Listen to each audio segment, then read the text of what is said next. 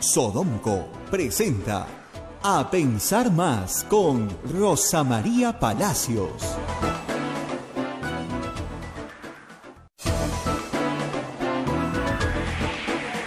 Muy buenos días, señoras y señores, bienvenidos a Pensar Más a través de las emisoras de Sodomco, la Sociedad Dominica de Medios de Comunicación.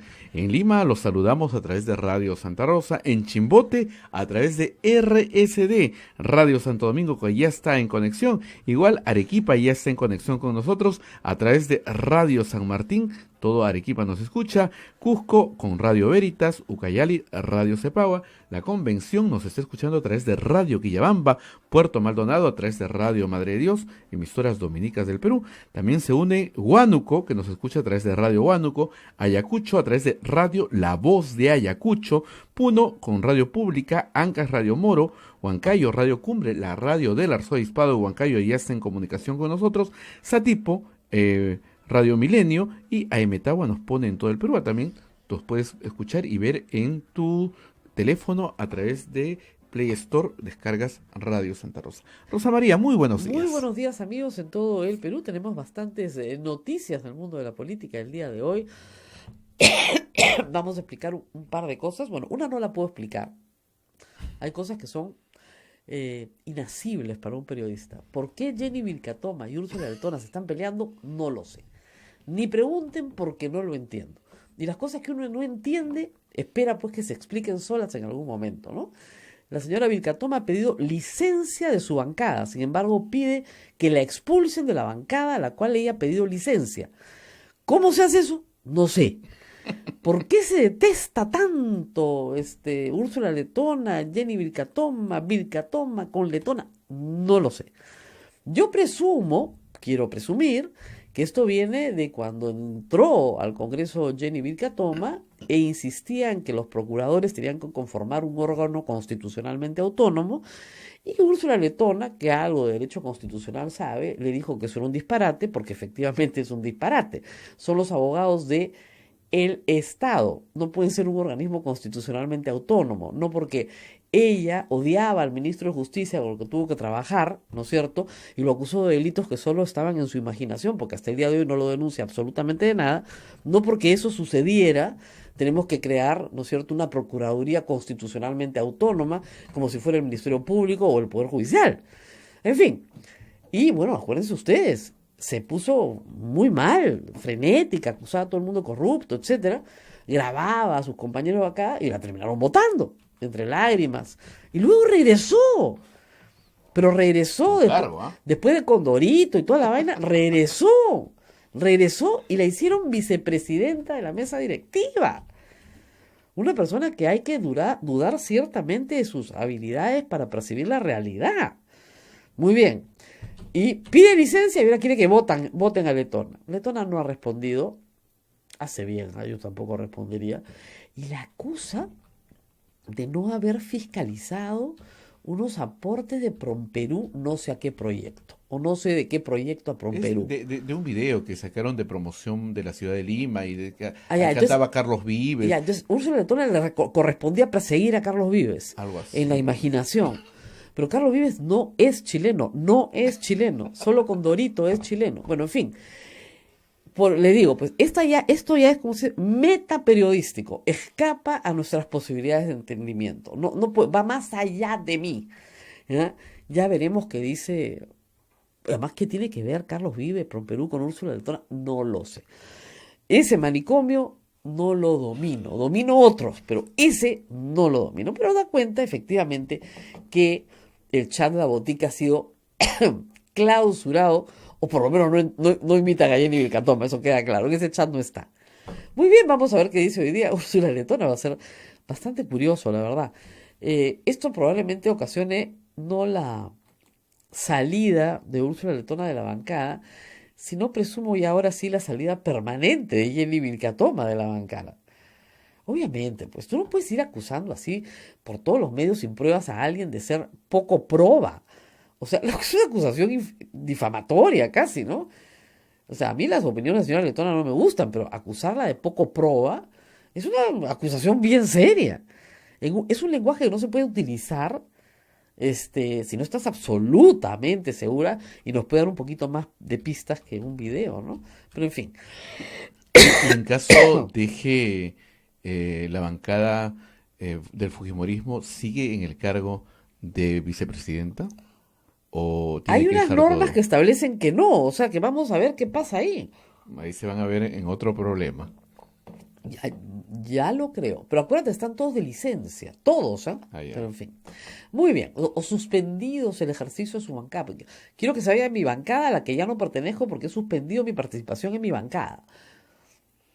Llamen a Condorito Plop. Muy bien. Pero es chileno. Ya, muy bien.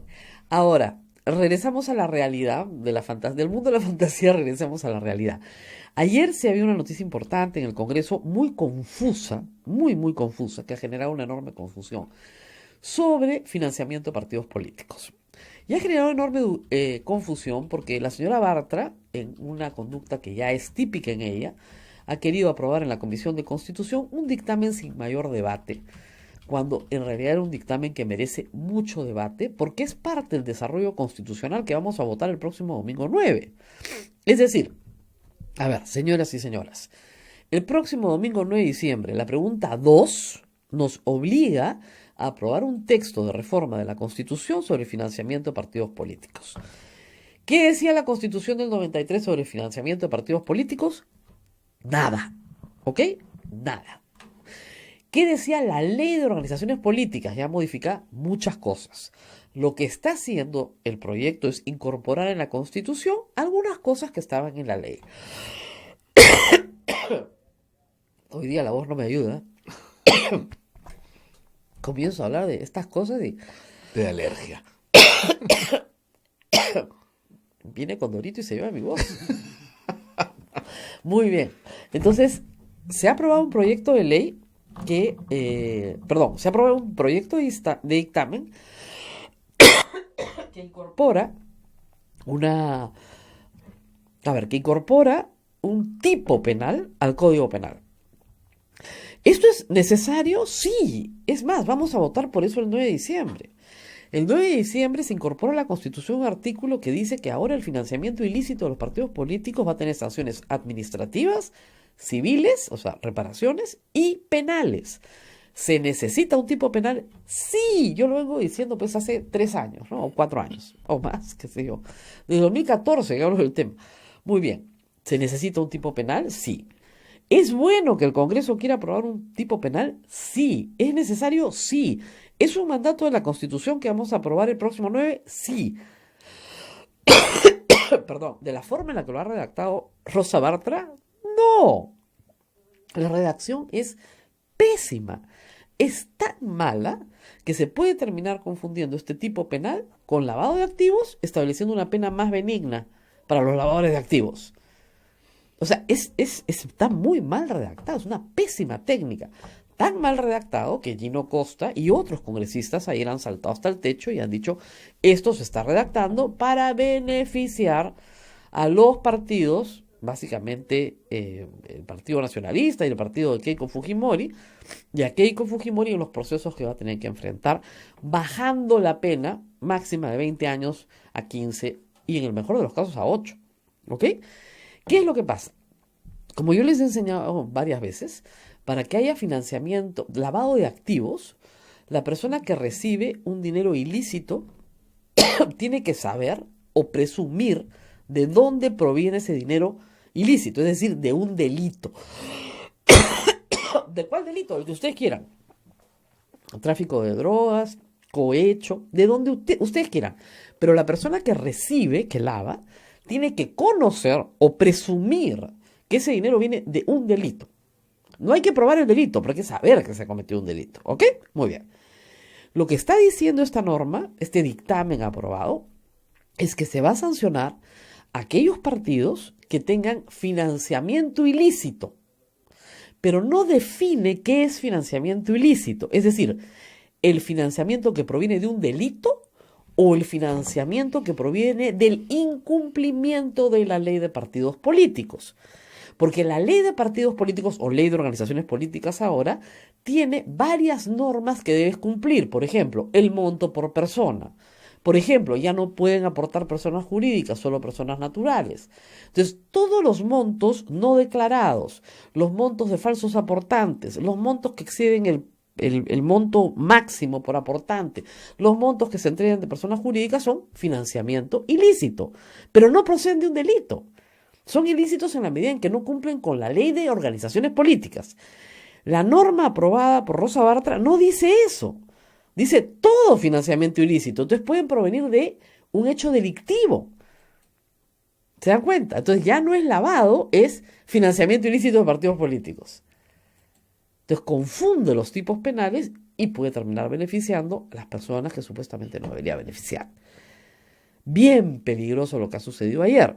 El problema grave es que quieren discutir este texto en el pleno de hoy. Es que son unas bestias, discúlpenme, pero son unas bestias. Estamos votando un referéndum en la próxima semana. No hay ningún problema en que esperen unos días, porque hay tiempo y además no estamos en campaña esta semana, ni la próxima, ni la que viene. Tenemos todo el próximo año para afinar un tipo penal correcto. Lo primero que tiene que decir el tipo es financiamiento ilícito de los partidos políticos. Muy bien. Primer asunto. El que recibe, etcétera, etcétera, etcétera. Financiamiento ilícito de conformidad con lo establecido en la ley de organizaciones políticas. Entonces, al hacer la remisión, te queda claro. Y la segunda, que tampoco hace esta norma, que creo que es fundamental, es establecer quién en la organización política. El tesorero, el candidato, el consejo ejecutivo, quién haga sus veces, quién dentro de la organización, ¿no es cierto?, política es el responsable frente a la autoridad penal de los ilícitos que se cometen en el financiamiento de partidos políticos. Porque el candidato dice, yo no sé nada, soy el candidato de la organización dice, nosotros tenemos un tesorero, el tesorero dice, yo solo recibía la plata. Entonces, tienes que definir en la norma penal quién va a ser el responsable. Y créanme que ahí las cosas cambian. Porque nadie se va a inmolar por otros. Y desaparecen los aportantes muertos y todo lo demás. Que hay que decir una cosa, hemos avanzado, ¿no? Por lo menos se reconoce en Fuerza Popular que los fondos provienen de fuente ilícita, porque no fue declarada, en los términos establecidos en la ley de partidos políticos. Antes nos decían, todos los aportantes son verdaderos, todo bancarizado. Ahora ya reconocen que efectivamente incumplieron con la ley. Muy bien, es un avance. Para futuro, eso tiene que ser delito. ¿Lo es hoy? No lo es. Por eso que tenemos que crear el tipo penal, que se viene pidiendo al Congreso hace años, al Congreso anterior y a este Congreso. Y obviamente hay sanciones administrativas que también son graves y que deberían estar en una comprensión mucho más amplia de la modificación de la ley de partidos políticos, que implica la pérdida de inscripción. Mucho más grave para un partido, incluso que una multa administrativa o perder el financiamiento público, que ya está, es perder la inscripción. Más que meter preso al tesorero por sinvergüenza, es perder la inscripción. Entonces yo creo que eso falta. La inhabilitación, si quieren, de el partido para participar en política por 2, 3, 4 periodos, lo que sea necesario, o de por vida hasta que logre su inscripción nuevamente, o la suspensión, etcétera. Pero eso se tiene que fijar en una ley, no a las patadas, ¿no es cierto? Porque Rosa Bartra amaneció iluminada y dijeron, de esta forma le bajo la condena a Keiko. ¿De verdad? ¿Y por qué además? Porque fíjense ustedes, si se acusara a Keiko por financiamiento ilegal de partidos políticos, lo primero que van a decir sus abogados, perdón, la ley no se aplica de forma retroactiva. Así que a los actos del 2011 y el 2016, inaplicable esta norma. Y tendrían razón. El fiscal insistiría con lavado, pero le dirían, señor, hay un tipo penal ahora específico. ¿Por qué? Porque es evidente que el Código Penal antes no existía. Bingo. Yo me imagino que por eso lo quieren hacer. ¿Ok? Muy bien. Vamos a dejar acá los temas que no son incomprensibles, inasibles, para hablar de otros bastante más comprensibles. Está con nosotros el excongresista Sergio Tejada. Él tenía algunas obligaciones laborales que le impedían de hablar en público. Mandó una carta larga la semana pasada que hemos glosado. Él fue presidente de la ya famosa Megacomisión, la comisión encargada de investigar los actos de corrupción durante el gobierno de Alan García. La megacorrupción avanzó mucho sin tener ninguna colaboración de Odebrecht en ese entonces. Ojo, en esa época Odebrecht era una empresa respetable que hacía negocios en el Perú. Sin embargo, avanzaron bastante en descubrir cosas que yo debo recordar, colaboramos mucho en esa época. Yo trabajé en ATV con Miguel Seminario, con Daniel Llovera, con otros periodistas jóvenes, entusiastas, y sacamos, por ejemplo, el informe completo de los narcoindultos. Y yo recuerdo mi sorpresa cuando Daniel Llovera vino y me dijo, ¿sabes que Alan García ha indultado 5.000 personas? Le dije, es imposible. No, sí. Ha conmutado penas e indultado a 5.000 personas. ¿Perdón? Y sacamos y evidentemente registramos el peruano y ahí estaba. No había discusión. Y 3.000 eran por narcotráfico. Ah, no. Ahí ya entramos con Facundo Chinguel y toda la historia. Completa. Pero completa. Y se armó un laberinto, ustedes se imaginarán de qué tamaño. Del tamaño suficiente como para que me votaran de ATV, ¿no? Y de Capital. En 15 días me votaron de los dos. Y a mí no me votaron de Capital por faltar al respeto a nadie, ¿eh? Me dijeron que estaban quebrados, que no tenían plata y que me tenía que ir. Esa fue la historia. Ay, qué pena. Pucha, me hubieran avisado, yo feliz de ayudar, ¿no? Y puse un tuit, lamento mucho la situación económica de la radio, que está en la quiebra. Me llamaron, ¿por qué está diciendo eso? Porque es la aplicación que me ha dado, ¿ya? Y te juro, lo puse porque me dio pena. Yo años pues trabajando en RPP, me da una pena horrible. Bueno, acto seguido, en ATV, a las 2 semanas, también habíamos sacado un informe con la casa de Alan, ¿eh? Con una toma aérea bien bonita, ¿ya? Y también que Keiko vivía en una casa que era de su tía, y Toledo tenía unas casas, la casa de Toledo, eran las casas, las famosas casas, porque todo el mundo dice, ¿de dónde salen estas casas? ¿No? Muy bien. Ese reportaje nos costó. Y sacamos lo de Álvarez en Ancash y muchas cosas que creo que se adelantaron a su tiempo, pero que lamentablemente nos sacaron del aire.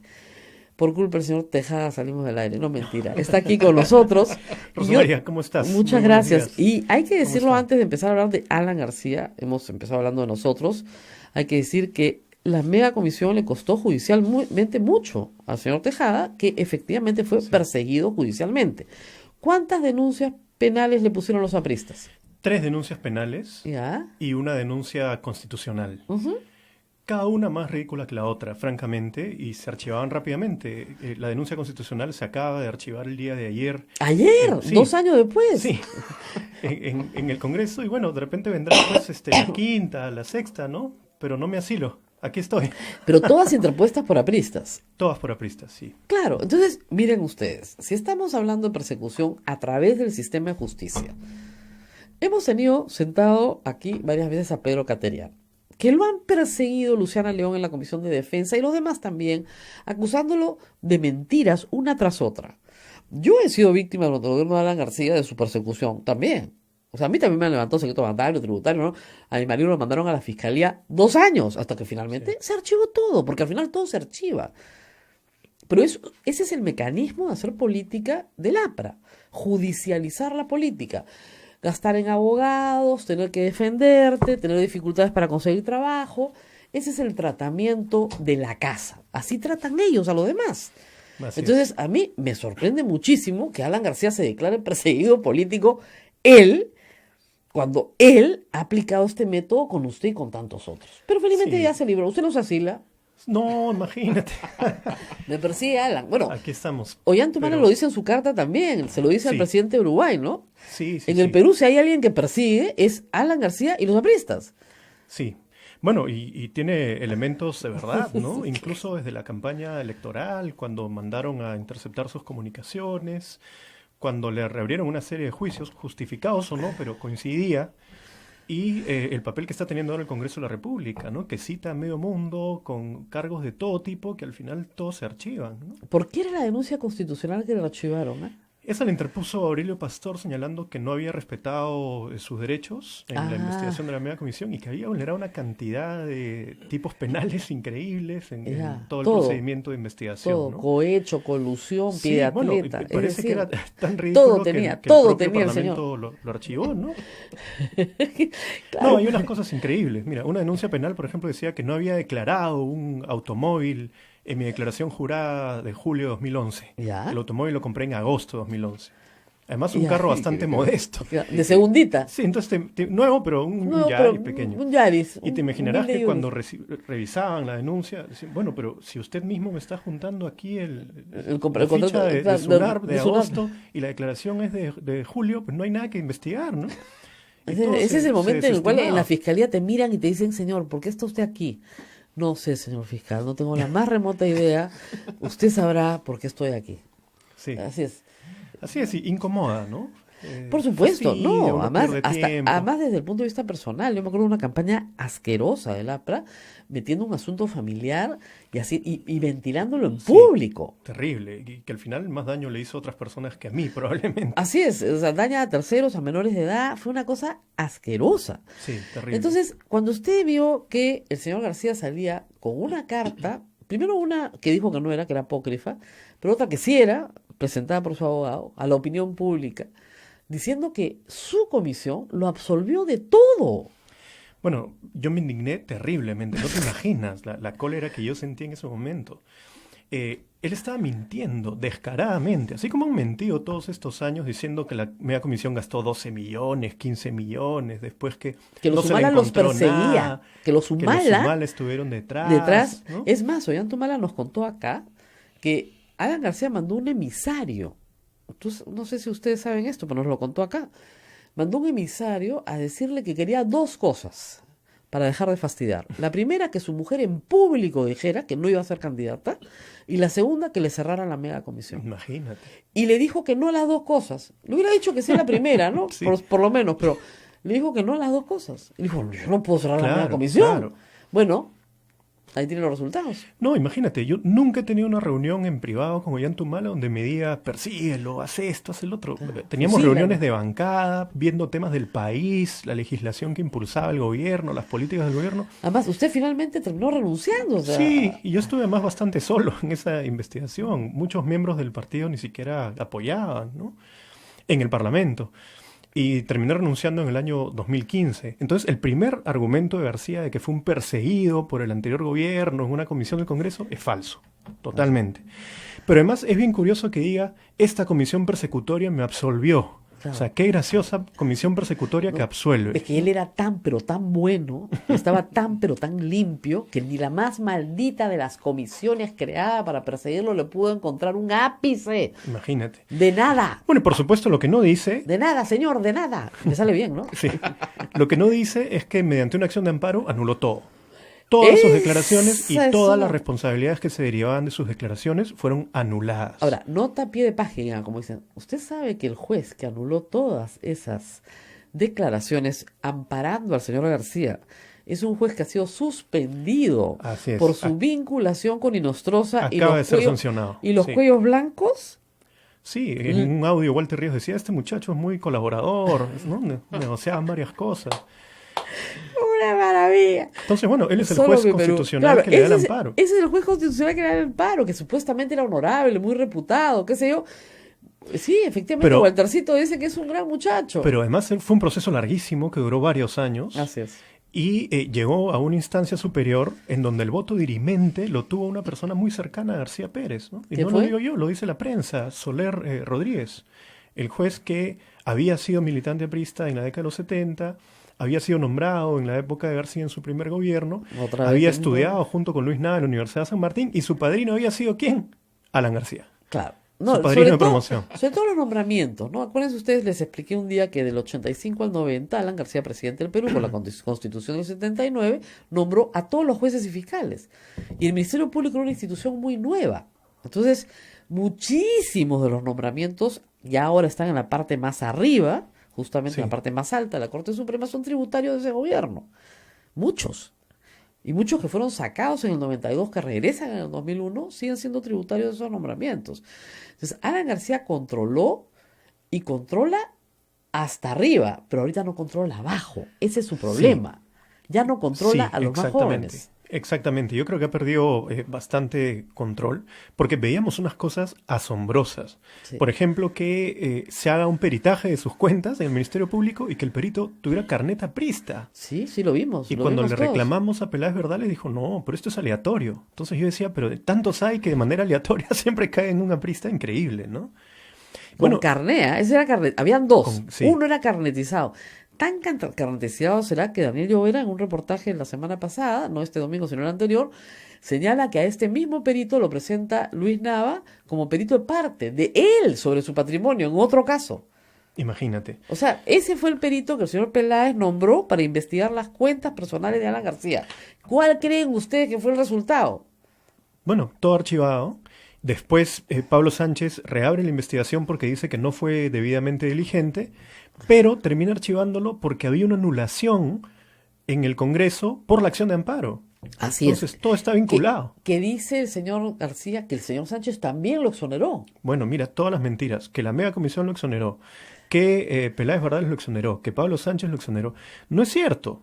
No es cierto. No, además dice que en el año 91 también lo exoneraron. Tampoco es cierto. Tampoco es cierto. Lean el libro comercial. Pedro Cateriano está en Uruguay, invitado hoy a presentar su libro El caso García. Así es. En Uruguay, Planeta ha lanzado una edición de emergencia en Uruguay.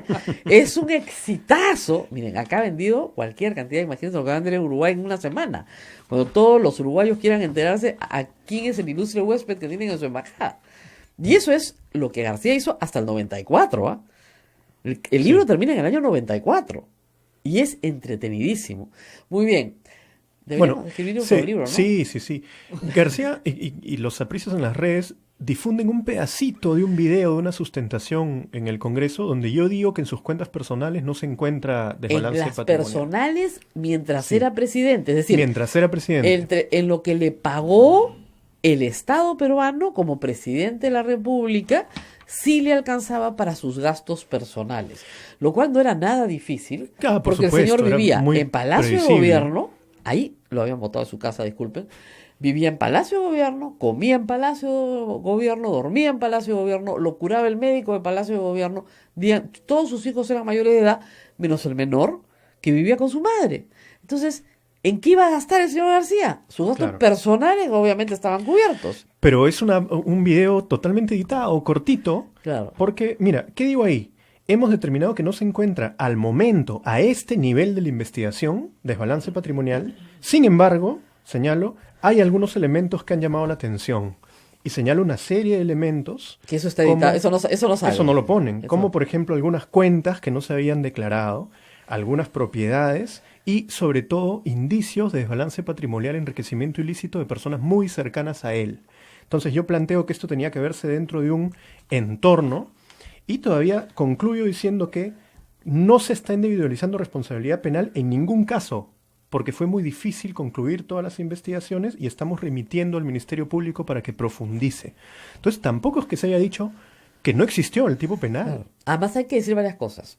La mega comisión tenía varios informes, ¿no es Así cierto? es. Uno sobre obras públicas, colegios emblemáticos. 9 informes. 9 fueron informes. finalmente. Uno era sobre enriquecimiento ilícito Así de es. altos funcionarios, donde la información proporcionada fue insuficiente para llegar a conclusiones. Y llegó tarde, porque el levantamiento de secreto bancario demora. Es información que llega más de manera muy abundante y el equipo que teníamos no se daba abasto para ver los cerca de 40 personas que estábamos analizando. Entonces Claro. fue un informe que tuvo que sustentarse de manera parcial, ¿no? ¿Los documentos del levantamiento del secreto bancario de esa época están todavía en el Congreso, en el archivo del Congreso? Tienen que estar en el Congreso, sí. Interesante, ¿eh? Sí. Vamos a hacer unas excavaciones arqueológicas en el Congreso. Vamos a la pausa, regresamos con Sergio Tejada. Nadie se mueva, que hay bastante que comentar. Bueno, va a Regresamos. contar muchas cosas. Sí, vamos informe por informe. Ya regresamos.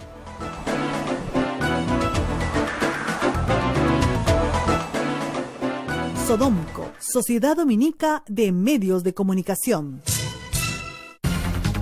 Somos la primera emisora católica del Perú. La primera en llevarte la mejor información, veraz y precisa, desde el mismo lugar de los hechos. Radio Santa Rosa, buenas nuevas en tu vida. Ya está a la venta nuestra rifa 2018. Por el sostenimiento económico de la primera emisora católica del Perú.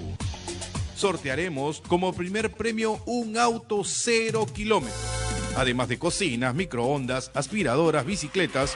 Para los presentes, regalos sorpresas y un super show musical, platos típicos y nuestra tómbola regalona.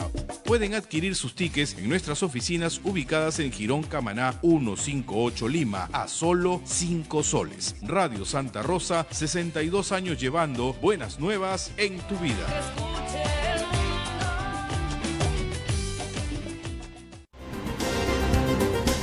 ¿Quieres dejar de usar lentes? ¿Mejorar tu salud visual? Ven a Oculáser, la mejor clínica especializada en ojos. Oculáser cuenta con tecnología de vanguardia en cirugías de catarata, miopía, retina y trasplante, exámenes especializados, convenios con todas las EPS. Llámanos al 265-4833 o visítanos en nuestro Facebook y www.oculaserperú.com. Evaluaciones gratuitas hasta el 30 de noviembre. Oculáser, líderes en láser para la visión. La experiencia nacional e internacional enseña que en casos de terremotos o desastres naturales, las comunicaciones se congestionan. Debemos estar preparados. Lo más importante, mantén la calma, evita llamar y menos insistir. Utiliza los mensajes de texto o la internet para comunicarte. Y si estás en la zona de emergencia, marca el 119 y deja un mensaje de voz. Esta es la comunicación luego de una emergencia. Escribe primero y evita llamar. Mayor información en www.mtc.gov.pe o con tu operador de servicios, Ministerio de Transportes y Comunicaciones. Sodomco, Sociedad Dominica de Medios de Comunicación. Vamos a pensar más con Rosa María Palacios a través de las emisoras de la Sociedad Dominica de Medios de Comunicación. Rosa María, la gente está preocupada y te pregunta, ¿hay las posibilidades que el señor García se fugue o cambie de paradero el día del referéndum mientras todos estamos votando? Durante, después, ahorita, mañana, cualquier hora, todo el mundo puede abrir la puerta de una embajada y salir corriendo. El tema ahí es que, fíjense, la logística que tendría que tener García es grande. ¿Por qué? Porque vivir en la clandestinidad es muy caro. Un día estábamos conversando con el doctor Nakazaki. Tienes que tener una red de contactos que te permita vivir. Si él quiere ir a España, por ejemplo, España no puede meter preso igual que Nostroza, porque el Perú lo puede solicitar por ser una persona que está con una medida judicial en el Perú y que necesita ser investigado en el Perú. Y pueden solicitarse su extradición, con lo cual se va a la cárcel Soto el Real, que es la cárcel chic de Madrid, donde se va a encontrar con seguramente gente muy conocida, pero no la va a pasar muy bien. Entonces es complicado. Y además hay que tener en cuenta que la otra posibilidad es que llegue a un país y en ese país, ¿no es cierto?, le den un trato de asilado. Pero miren lo que le pasó a Fujimori cuando se fue a Chile. Le fue pésimo. Pésimo. Lo metieron a la penitenciaria para adentro. Claro, entonces tienes que estar premunido de una conversación previa, de un acuerdo previo, que yo creo que a estas alturas Alan García no tiene con nadie. No, y había una crónica, ¿no?, que ha escrito Fernando Villegas, donde señala que habría tocado las puertas también de la embajada colombiana, chilena y mexicana. Claro, y no le abrieron las puertas. Claro, porque miren, para meterse uno a una embajada, primero el embajador consulta con su país y le dicen sí, que entre. Y después vemos qué hacemos. En primera instancia, sí. Y eso es lo que Uruguay ha dicho. A primera instancia, sí, pero después vemos. Sí, como parte de una tradición, me imagino. Exactamente lo que nosotros no le cerramos la puerta a nadie. Van a darle muy asilo. Bien. Vamos a ver si le dan o no. Yo creo difícil. Yo también lo veo cada vez más difícil. Ahora, me está haciendo una pregunta sobre Mark Vito, sobre si puede pedir asilo. No, Mark Vito es norteamericano, es peruano y norteamericano, no ha perdido su nacionalidad. Lo único que tiene que hacer es ir a la embajada de los Estados Unidos y pedirle al embajador que lo ayude a salir del Perú, cosa que el embajador de los Estados Unidos no puede hacer. Por una razón muy sencilla, y les cuento, no existe el asilo diplomático en Estados Unidos. El asilo diplomático es una institución latinoamericana. No existe asilo diplomático en Europa tampoco. Yo no me puedo imaginar. Esa era una tontería. Esa es una historia, otra historia, pero es divertida. Cuando Ollanta Humala y Nadine Heredia estaban yendo al juzgado, el actual embajador, el actual canciller del Perú, llama por teléfono al embajador de Francia a advertirle que por inteligencia saben que Ollanta Humala y Nadine Heredia se van a meter a la embajada a Francia a pedir asilo. Y el embajador de Francia, que es un hombre muy educado, le recordó al señor Popolicio que Francia no era parte del Tratado de Asilo Diplomático, que papelón latinoamericano, porque Europa no tenía un tratado de asilo diplomático, ¿ya? Entonces, papelonazo, obviamente Ollanta Humala jamás se presentaron. Fueron presos el día 13 de julio, porque Popolicio insistía que el 14 de julio los iban a se iban a introducir en la embajada como invitados de la recepción y no iban a querer salir. Estaban presos desde el 13 a medianoche. Esta llamada fue el 13 en la tarde. Al día siguiente, mira cómo ha sido el papelón, le dio tanta cólera al canciller que lo cuadrara el embajador de Francia, que fue y le avisó al entonces canciller Luna. Y Luna dio la orden de que todo el cuerpo diplomático peruano estaba impedido de asistir a la recepción en la embajada de Francia, dejando solo al presidente de la República con su familia, sin canciller, sin cuerpo diplomático, y a los congresistas y ministros que asistieron, para que vean el nivel de necedad que puede haber con estas historias del asilo. Pero esa es una historia deliciosa, yo lo he contado en mi blog con el incidente francés, que es muy divertido, la verdad. Y además todo esto venía de la imaginación de Luna y Popolicio. ¿Por qué? Porque Francia le había vendido un satélite en el Perú durante la época de Humala. O sea, hay que ser un necio, la verdad. Pero en fin, Europa, Estados Unidos no tiene asilo diplomático, tiene asilo político. Yo llego a Estados Unidos y digo, señores, en mi país me persiguen, acá les presento mis pruebas. Me quieren matar, me quieren meter preso sin pruebas, han matado a mi familia. Y efectivamente, Estados Unidos tiene una cantidad impresionante de asilados políticos de Cuba, de Nicaragua, de Venezuela, incluso del Perú durante la época del terrorismo. Han habido bastantes. Es una figura que hay, pero cuando tú tienes que llegar al país, los cubanos llegan nadando, llegan y dicen asilado, asilado. Es más, hay una ley que se llama la ley de los pies mojados. O sea, tienes que pisar el territorio norteamericano fuera del agua, sin que nadie te ayude, para que te puedas solicitar el asilo. Distinto, ojo, es el refugio.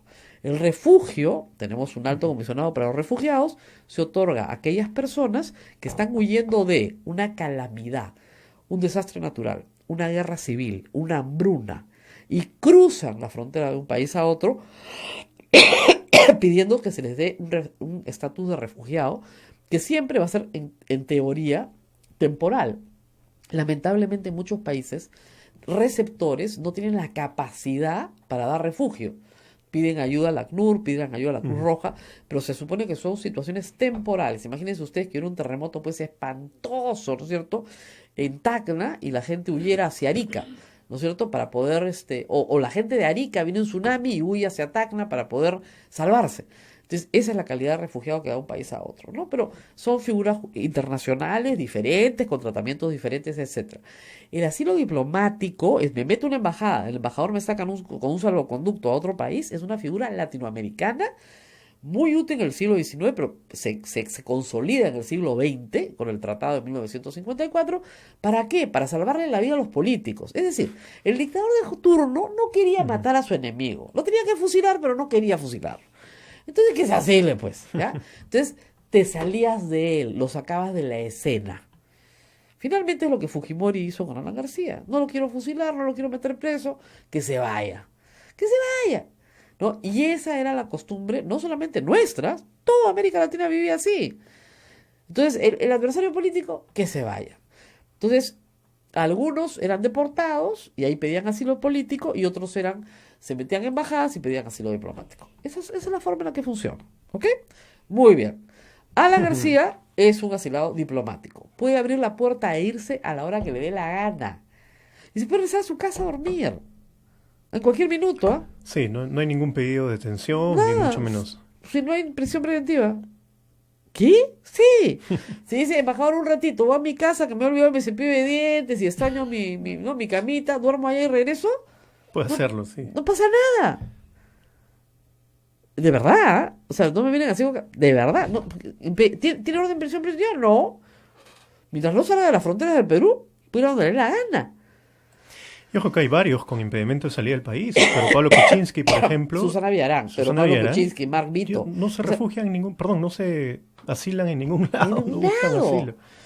Impedimento de salida. Me muero. Me levantan el secreto bancario. Me muero. No, pues, ¿qué es esto? Bueno, regresemos a la mega comisión. Eran 9 informes. Usted ha señalado que presentó varias acusaciones constitucionales. Sí. ¿Contra quiénes? Empecemos por ahí. Presentamos en la mayoría de casos, pero en el caso específico de García Pérez, presentamos en el informe de colegios emblemáticos, en el informe de Agua para Todos, en el informe de interferencia, en el caso Business Track y en el caso narcoindultos. Gracias. ¿Qué decíamos en estos informes?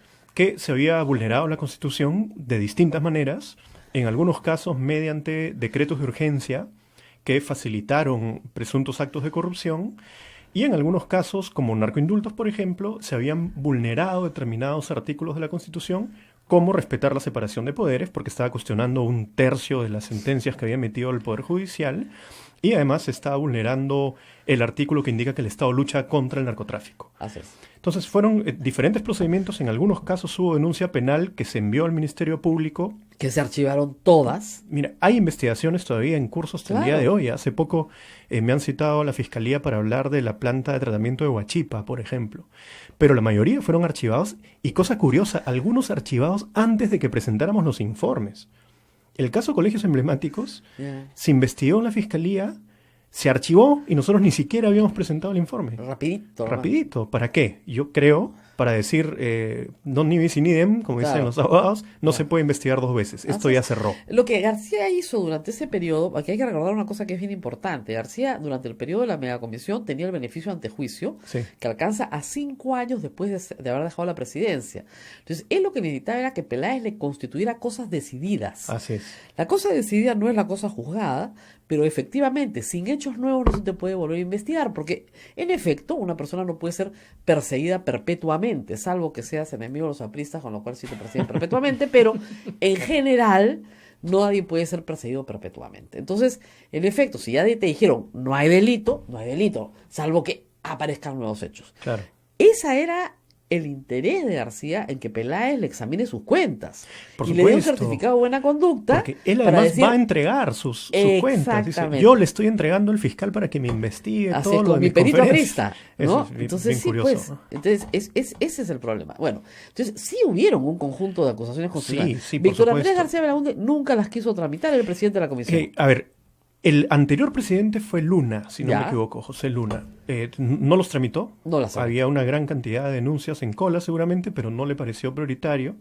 Cuando entró Víctor Andrés Belaúnde, yo le insistí en que viera mis casos, tampoco se vio. Y yo tenía una discrepancia con él a través de las redes, porque efectivamente algunas denuncias fueron declaradas improcedentes y la que debía ser declarada procedente, esperaba yo, era el del caso narcoindultos, pero se dejó hasta el final. Víctor Andrés me dijo que le había entregado un CD en blanco y por tanto no podía tramitar. A mí me pareció rarísimo porque uno evidentemente revisa los documentos que entrega. Eso que te un CD en pero blanco. en fin. Bueno, o sea que si le echan la culpa al muerto, ¿por qué no le vas a echar la culpa al CD en blanco? O Bueno, sea, pero yo le dije, Dios. ok, de acuerdo. ¿Te lo mando de nuevo? Te lo mando de nuevo. Lo mandé de nuevo y ya quedaban solamente 2 sesiones para que culmine todo el periodo parlamentario. Claro, para que termine el Congreso del 2016. En una no se vio y en la siguiente se votó y se decidió que ya no había tiempo, que García además en unos días iba a dejar de tener el derecho ante juicio y que ya no correspondía. Él ahí me indicó que él había votado a favor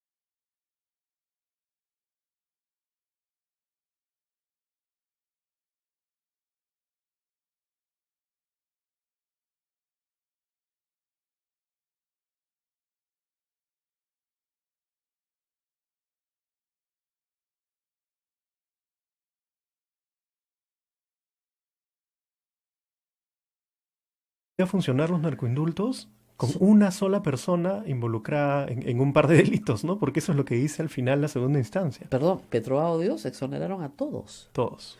O sea, Klimper, Rómulo León decidieron que no había delito. Que no había delito. O que había prescrito, entonces chao. A su casa. Bueno, ha habido un problema claro con la justicia en la década de García y en algunos años posteriores. Claro, 5 años después seguían igual. Sí. Hasta el 2016 ha seguido. O sea, yo lo que considero, y hemos discutido esto antes, es que mientras Alan García ha podido controlar a sus jueces, no tenía ningún problema en asistir a todo y a sus fiscales. Sí. El día en que ya no pudo controlar a sus jueces y a sus fiscales, se asiló. Claro, claro. Mira, por ejemplo, el Tribunal Constitucional, que ellos señalaban que era un tribunal independiente, ¿no?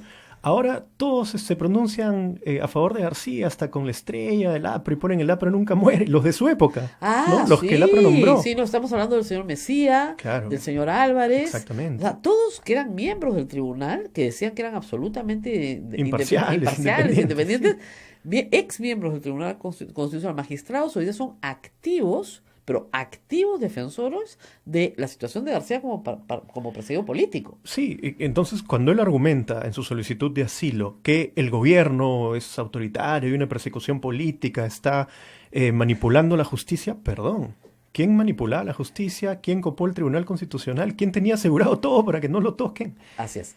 Vamos a regresar para hablar de algunos problemas que tuvo la comisión, porque ustedes dirán, pero ¿por qué no? ¿Por qué no lo hicieron en esa época? Bueno, vamos a regresar no solamente de estos problemas políticos, sino también regresar al contexto en que se desarrolla esta investigación, porque ustedes olvidan que lo que sabemos de Odebrecht lo hemos sabido en diciembre del 2016. Antes no lo supimos, porque Odebrecht no confiesa el caso de Perú hasta diciembre del 2016, enero del 2016. Vamos a la 17, vamos a la pausa y volvemos.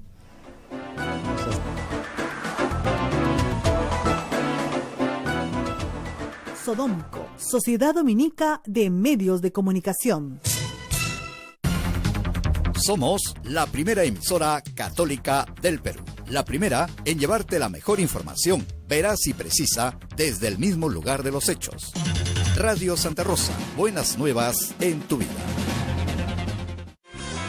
Ya está a la venta nuestra rifa 2018. Por el sostenimiento económico de la primera emisora católica del Perú.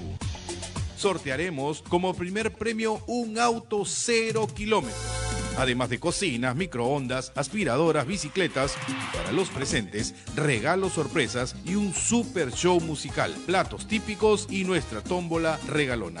Pueden adquirir sus tickets en nuestras oficinas ubicadas en Girón Camaná 158 Lima a solo 5 soles. Radio Santa Rosa, 62 años llevando buenas nuevas en tu vida.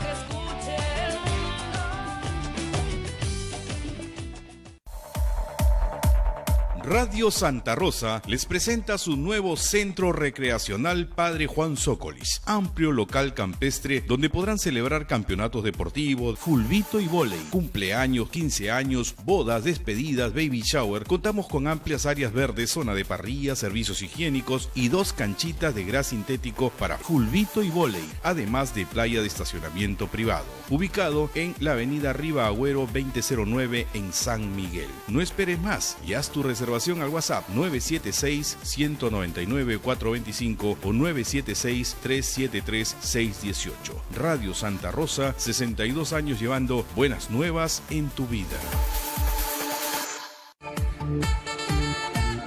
Radio Santa Rosa, buenas nuevas en tu vida. Sodomco, Sociedad Dominica de Medios de Comunicación. Continuamos con A Pensar Más a través de las emisoras de la Sociedad Dominica de Medios de Comunicación. Rosa María Palacios. No, estamos acá conversando sobre el libro El caso García, el caso García de Pedro Cateriano, que yo le comentaba que uno de los descubrimientos que uno hace cuando relee un libro después de muchos años, ya lo ve con otros ojos, ¿no? Y a mí me tocó prologarlo, presentarlo en un par de ocasiones, y hay una notita a pie de página, escrita en el año 94, cuestionando a Odebrecht, el mismo Pedro Cateriano, muy sorprendido por la urgencia del APRA en el año 90, cuando habían dejado el poder, para que el nuevo Congreso, como primer acto, apruebe un crédito suplementario para pagarle a Odebrecht. Dice, empresa severamente cuestionada en el Brasil por sus relaciones con Collor de Mello. Eso está en el libro del 94. Y hay un par de cosas de esa época, ¿no? Chavimochic, por ejemplo, ha circulado un cheque a una persona cercana que se dice que es familiar de García, de apellido Ronceros, ¿no? Claro. Y también fue condecorado Odebrecht, pero el papá. Varias ¿no? veces. En la época en el Perú, de García. varias veces. Sí. No, eso no había un problema con ellos. Siempre business as usual, como dicen. Ningún problema. Claro, en los 90 el país estaba quebrado, no había mucho que se podía hacer, pero regresan con toda fuerza después de Fujimori. O sea, en el gobierno de Fujimori también Odebrecht tiene obras. Sí. A ver, Odebrecht llega al Perú con Morales Bermúdez. ¿Tú sabes que la primera obra que hacen fuera del Brasil la hacen en Majes, en el Perú? no sabía. En 1979. Su primera obra internacional es el Perú.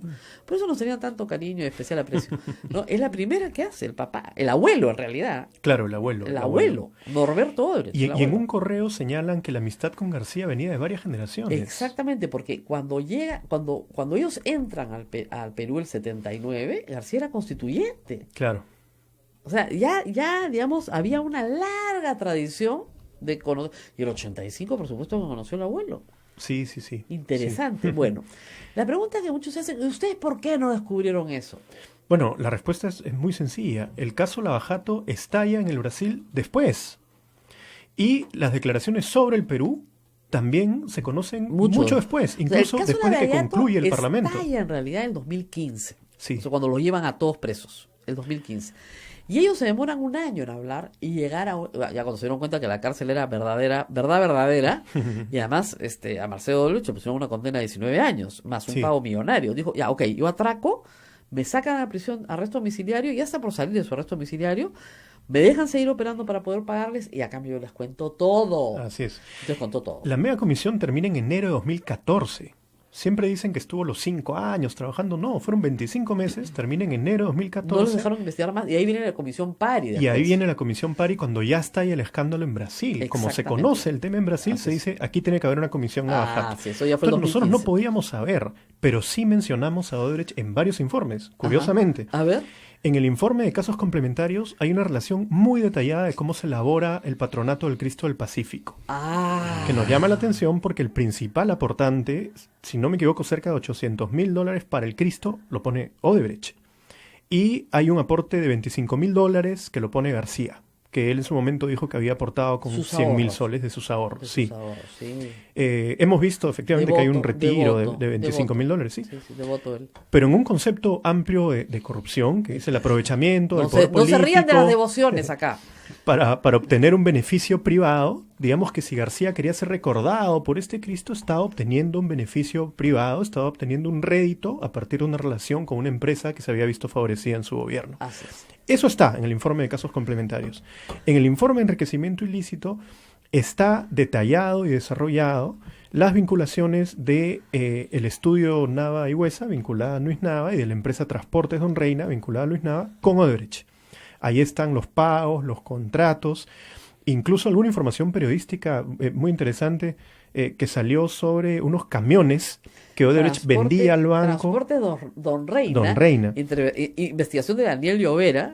Daniel Llovera, digamos, en verdad en esa época en ATV y después en El Comercio y después ahora en Canal 4, ha hecho una larga serie de informes sobre Transportes Don Reina. En esa oportunidad, Daniel Llovera e IDL Reporteros sacaron información muy buena al respecto, como Odebrecht vende unos camiones al Banco Continental, y el Banco Continental se los vende a Transportes Don Reina, y Transportes Don Reina le brinda servicios a Odebrecht. Exactamente.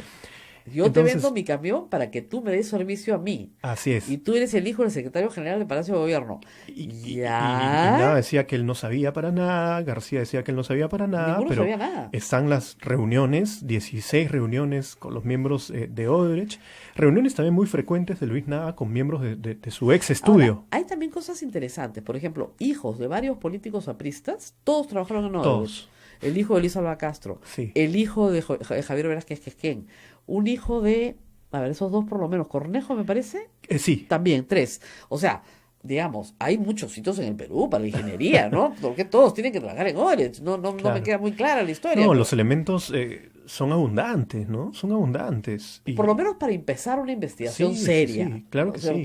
Por lo menos. Todas las reuniones, los viajes.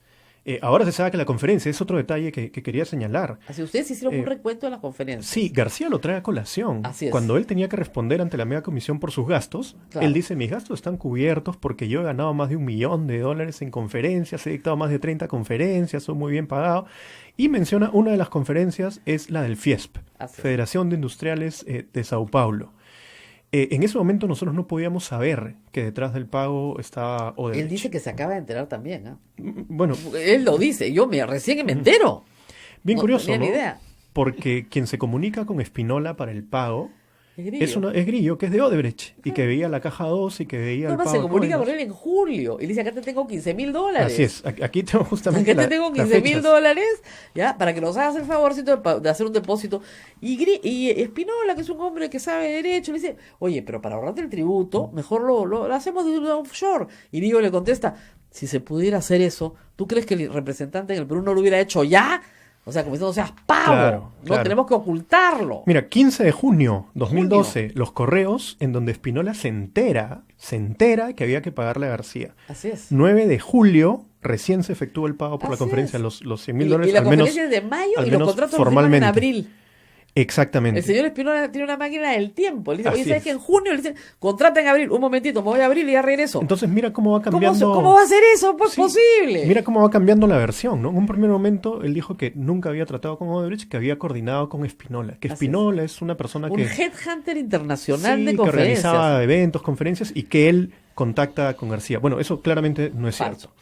Después, ahora lo que están diciendo es que no hay ningún problema en hacer un contrato, digamos, con fecha anterior, regularizar. Bueno, Sí. es probable que se pueda regularizar un contrato que ya se había acordado, pero claramente no se acordó con Espinola. No, claramente. ¡Ay, caramba! Además que Espinola le pone peros. Le dicen, oye, si no te gusta, buscamos a otro. ¿Eh? Es lo que Sí. dice Grillo. Mira, te estamos dando una oportunidad Claro, le dan de 15,000 ganarte tus $15,000 $15,000 por firmar los papeles. ¿Ah? Si quieres, bien. Si no, también. ¡Ay, no, hermanito! Vente para acá con los $15,000. No hay ningún problema. Además, miren, el correo dicen textualmente, ahora García está cobrando y nosotros no podemos pagarle. Entonces le Claro. deben haber dicho a García, mira, está bien, te vamos a pagar, pero nosotros no podemos. No podemos figurar en lo que No están podemos diciendo. figurar. Quien te va a Exactamente. pagar es Espinola. Ahora, hay que tener en consideración lo siguiente. De acuerdo a una ley en el Perú, yo te la recordé la otra noche que me encontré con el señor Tejada, esta ley es bien buena, es la ley algo así como 2778582, por decirles, ¿ya? Estoy hablando de memoria, pero más o menos por ahí va. Es una ley que firma don Roberto Dañino como primer ministro y Toledo, o sea, debe ser del 2002. De acuerdo a esta ley, se regula la famosa puerta giratoria. Es decir, si tú has trabajado para el Estado, no puedes trabajar para el sector privado en un área de la misma competencia, por lo menos por un año. ¿Ok? Clarísimo. O sea, si tú estabas en el Ministerio de Minas, no te puedes ir al sector minero hasta por lo menos por un año. Si tú eras presidente del Perú, tú dominabas todas las áreas, porque el señor García él domina todos los temas y todas las materias. Él no podía cobrar hasta un año después de haber terminado su mandato como presidente en Sí. cosas que no sean la docencia, que además ya ejercía. Y no me va a decir que estas charlas eran de docencia, porque que te paguen $100,000 por hablar con Imagínate. industriales, por tus altos conocimientos de economía, que es lo que él dice, Sí. sean eso. Ahora, ¿cuál es la sanción establecida en esa ley? ¿Ustedes saben cuál es la sanción? Devolver la plata. Tienes que devolver todo lo que te hayan pagado como dieta, remuneración, emolumento, de cualquier naturaleza, cuarta categoría, honorarios profesionales. Está claramente en la ley. Alan devuelve. Ese es claro, Alan devuelve algo, pero de verdad, todas las charlas que da el primer año después salió, y la primera la da tan pronto como septiembre. Él Y había él sale salido en en julio. julio. ¿Ya? ¿Y a quién la da? A Endesa. A Endesa, A Endesa, que era contratista del Estado peruano. que había tenido un gran contrato en Talara y Sí, los claro, obras no eléctricas. poca Sí. cosa. ¿Ya? Sí, sí, sí. Y la da en el primer año. Ahora, después me dijo, yo hubiera estado buscando bien, búscalas todas, ¿ah? Porque creo que se ha cuidado de que los contratistas principales estén a partir del segundo año. Puede ser, Porque hay una pero en empresa este caso, china, mira, hay- el claro. contrato es de abril de 2012. Claro, No llega a pasar un año, ¿no? no. Hay otras empresas que tuvieron contratos. Ah, no, con y- Odebrecht, sí, claro. Sí, claro. Pero él dice, no, perdón, es una federación de industriales, Claro. pues. Y justamente ahí hay un campo de investigación porque hay gremios empresariales que le pagan, ¿no? Y hay que ver qué empresa está detrás realmente de estos gremios empresariales. Así es, porque hay varios elementos, ¿no? Los elementos de mercado. O sea, finalmente, el mercado no paga así. O sea, el señor García nos puede convencer de muchas cosas, pero a mí no me puede convencer de que le pagan $100,000 por una conferencia a la García, ni $60,000, ya, ni Claro. $20,000, ¿ya? Ni 20, Sí, pues. ¿ya? Al Gore cobra $99,000, ¿no? Con todo su equipo científico de expertos en Claro, cambio y tiene, climático, no, casi además Al presidente Gore de tiene la una República de ONG Estados detrás Unidos. de él. Sí. ya que vive justamente de todo este tema y que hay que pagar la planilla de esta a su ONG, equipo. de todo el equipo, como tú dices, de científicos que trabajan en el tema medioambiental. Además, Al Gore tiene un premio Nobel Sí. Y Alan García de la no tiene. paz, ¿ya? Sí. Por promover todo el tema ambiental. No llegó a ser presidente de Estados Unidos, le dieron el premio Nobel. Alan García, ¿en qué tiene el premio Nobel? ¿En economía? Él dice que ha aportado cosas interesantes. Yo no tengo la culpa de haber aportado cosas interesantes del conocimiento económico del mundo. Sí es verdad, en eso sí no miente. Yo ya lo he explicado acá, quebrar un país no es poca cosa, no cualquiera lo quiebra. Entonces, sí, claro, tú quieres hacer la anticlase. Señor García, explícanos cómo se quiebra un país. Yo Claro. lo voy a explicar. Y ¿No? mira, además de las conferencias, en el informe de enriquecimiento ilícito señalamos que nos llamaba la atención que haya sido nombrado parte del Consejo Asesor Internacional de Abengoa. Abengoa, otra empresa que tuvo contratos importantes, y él ¿Qué había hace estado en Abengoa? calidad de vocal remunerado. Abengoa son obras de infraestructura, ¿no? Y tenía una comisión que veía temas de cambio climático, ¿no? Y cuando le preguntamos, ¿y por qué usted está como parte del Consejo Asesor? Bueno, porque han considerado que yo soy experto en estos temas. En cambio climático. ¿No? Temas ambientales, entonces, digamos, temas Ya. económicos, temas ambientales. Bueno, competir con la alta estima que tiene de sí mismo Alan García es bien difícil, ¿no? Sí. Porque fíjate, si es experto en temas ambientales y si es experto... Ahora, eso ayuda, porque durante un año después de su mandato, como era experto en todo, no podía participar en nada. Y tendría Claro. que haber devuelto la plata de lo que recibió. Sí, pues efectivamente. Ahora, a mí me genera grandes dudas cómo se dan estas conferencias y cómo se dan tan rápido en medio de la investigación de la No, mega lo que comisión. sucedía era lo siguiente, yo lo he explicado al público. El señor Alan García había comprado una casa en San Antonio.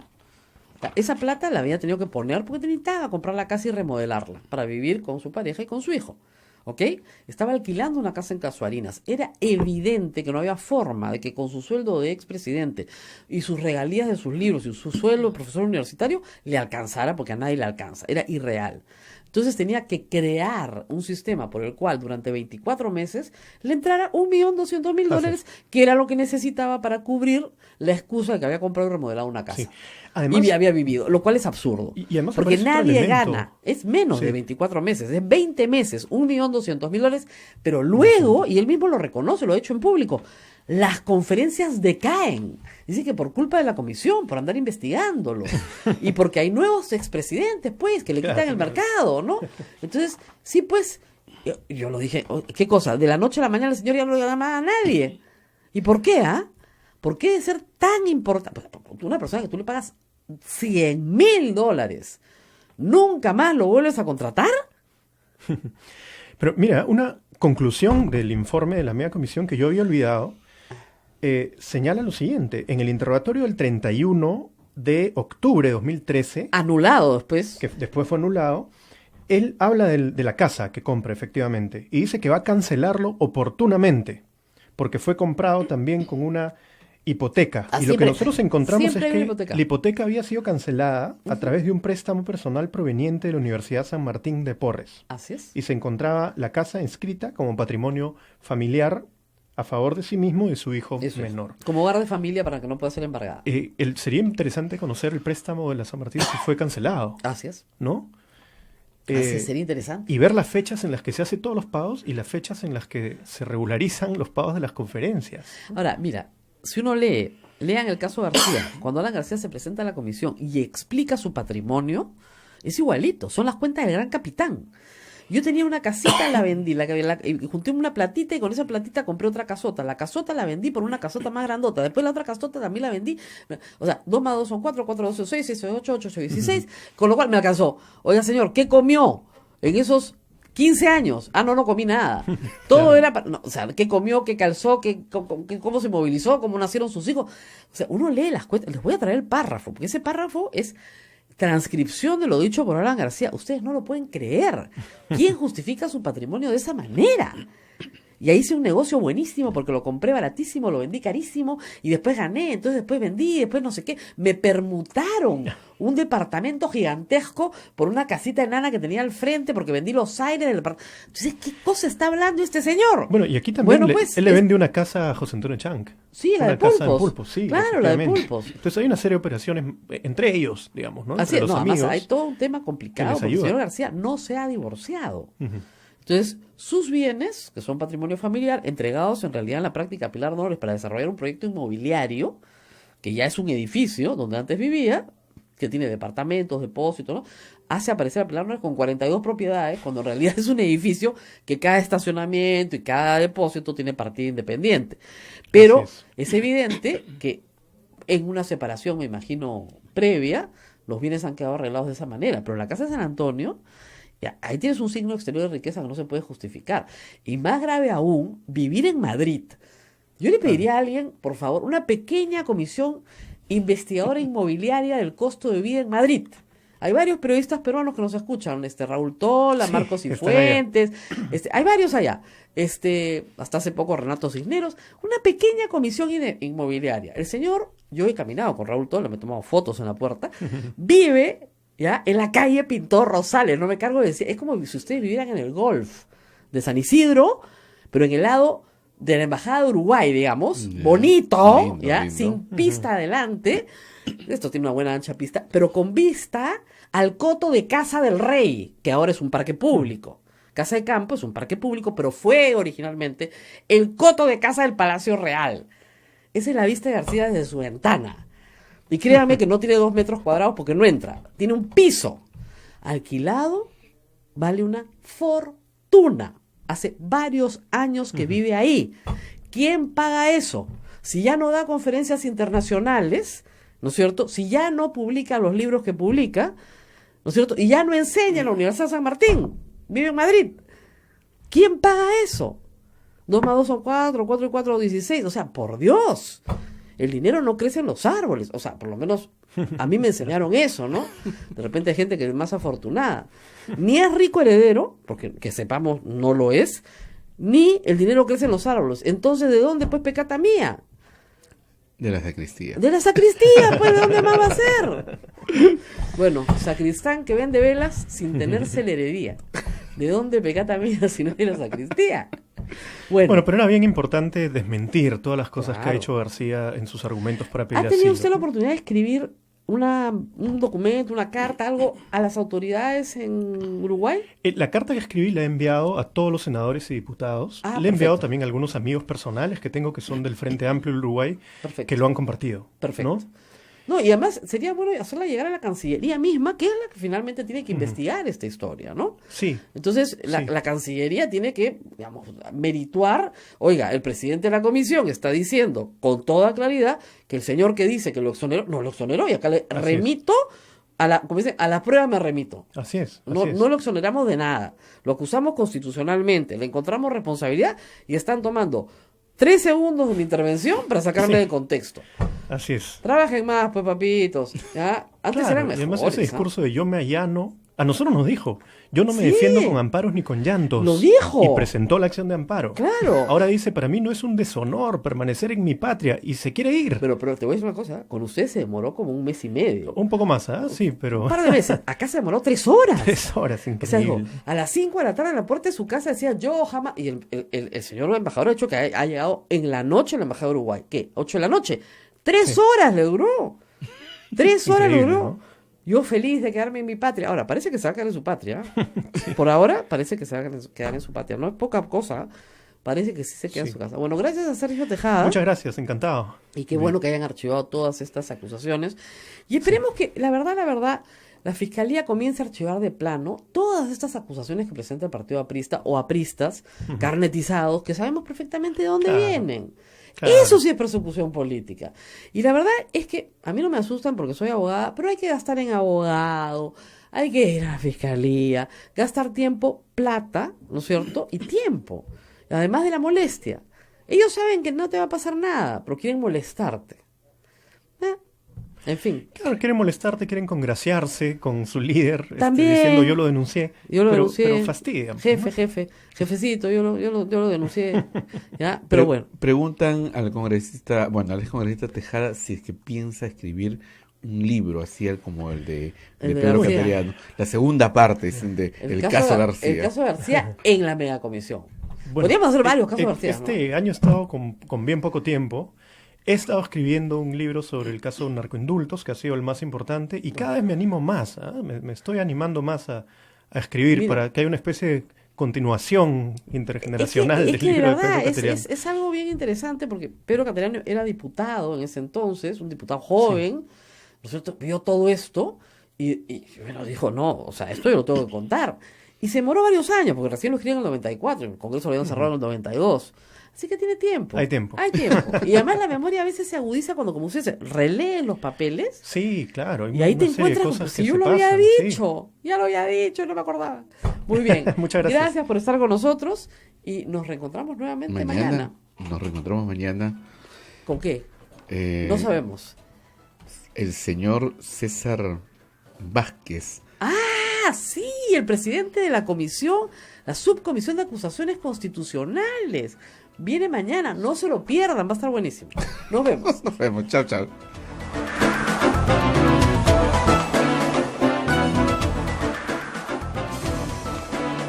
Hasta aquí, A Pensar Más con Rosa María Palacios.